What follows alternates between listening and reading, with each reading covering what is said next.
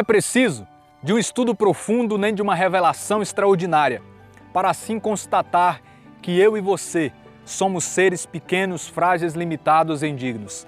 Cada um de nós tem que reconhecer isso, mas reconhecer e assumir não como motivo para se lamuriar, assumir não como motivo de autocondenação, de tristeza extrema, de sentimento de inferioridade, mas assumir para cada dia buscar ser melhor e para reconhecer uma outra realidade maravilhosa que se sobrepõe a essa.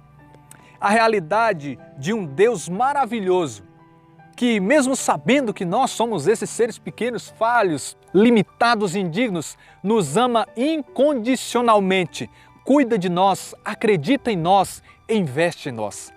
É claro que não estava no plano original de Deus o homem viver numa condição de miséria. Nós vemos que desde o início o homem é uma criação especial do eterno Deus.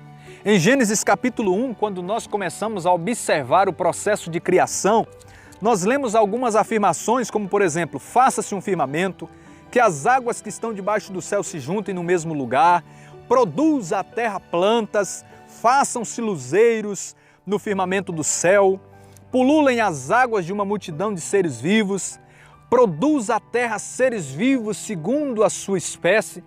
Mas, quando chega na parte da criação do ser humano, essa afirmação é diferente. Versículo 26, então Deus disse, façamos o homem à nossa imagem e semelhança. Perceba que quando Deus cria o firmamento, quando Deus cria as ervas, a palavra está dizendo que Deus estava dando ordens à distância. Mas quando é para se criar o homem, Deus vai pessoalmente nos criar. E Ele não só nos cria pessoalmente, mas Ele também diz que nós seríamos a sua imagem e semelhança. Deus ainda coloca o homem dentro de um maravilhoso jardim que nós conhecemos pela Bíblia Sagrada como o Éden, para guardá-lo e para cultivá-lo.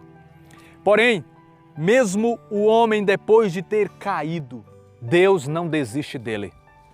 A palavra de Deus diz por meio de São Paulo em Romanos capítulo de número 5, versículo 8.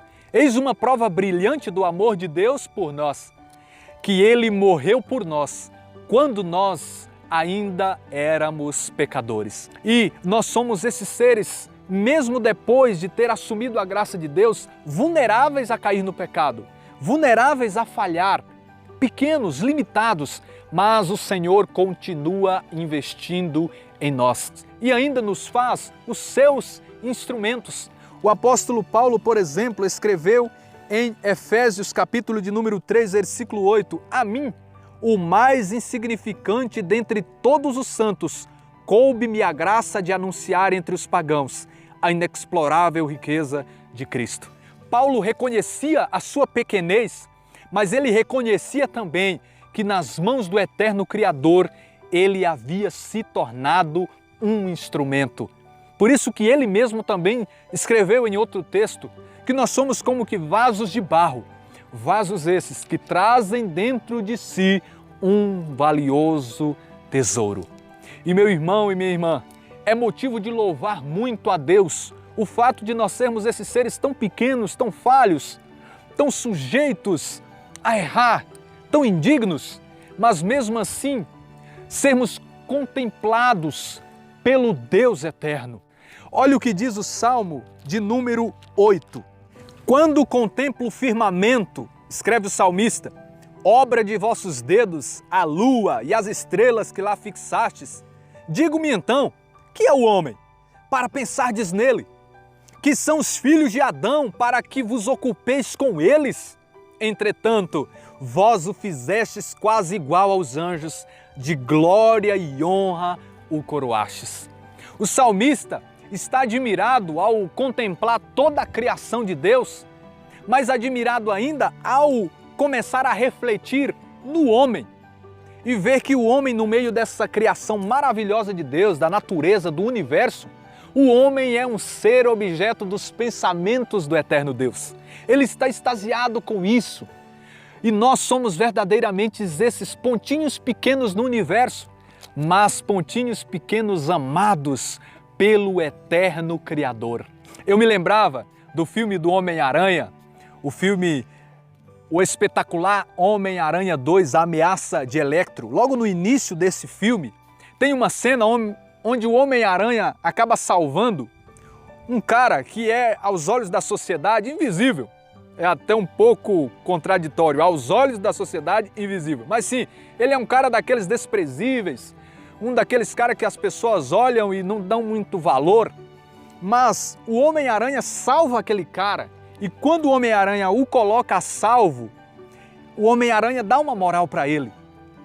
O Homem-Aranha diz algumas palavras motivadoras a ele, aquele personagem que logo depois no filme se torna o vilão Electro. E aquele cara, o Max, ele fica todo cheio de si. Puxa, alguém olhou para mim, o Homem-Aranha olhou por mim, esse herói me salvou.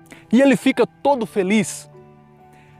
E ao aplicar isso na minha e na sua vida no plano espiritual, nós precisamos reconhecer que nós não fomos salvos pelo Homem-Aranha, nós fomos salvos por Cristo Jesus.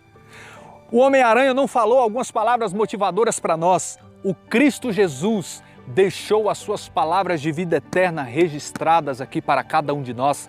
E nós somos esses contemplados por sermos salvos pelo herói dos heróis. E não é porque nós merecemos, é por graça de Deus. E graça significa dom imerecido. Efésios capítulo 2, versículo 8 diz que nós não somos salvos por mérito nosso, mas sim por puro dom de Deus, por pura graça do Senhor. Sim, nós não somos esses contemplados porque nós somos bons, repito, mas sim porque Ele é bom. E a palavra contemplado vem da palavra contemplar. Contemplar significa olhar com admiração. O Senhor olha para nós, mesmo sendo esses seres pequenos, frágeis, limitados, Ele olha com amor admirador para cada um de nós. E contemplado também significa alguém que foi premiado com algum prêmio, com alguma graça.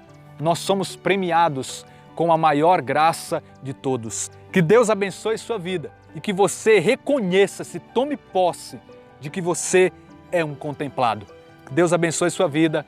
Até o próximo episódio, em nome de Jesus.